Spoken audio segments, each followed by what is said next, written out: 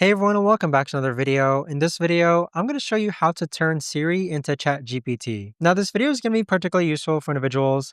Let's say that you want to go ahead and ask Siri, but you also do want to go ahead and answer it through ChatGPT. How do you actually go ahead about doing so? Now this video is going to be short, sweet, and simple, guys. There's not going to be a lot of steps involved.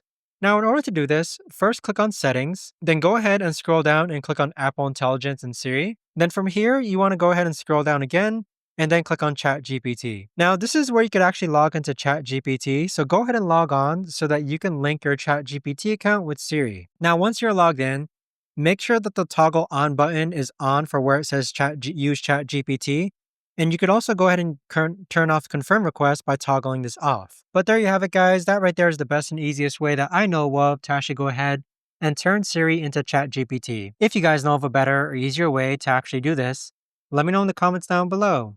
I would love to know. Thanks so much for watching, everyone, and I'll see you guys all in the next video.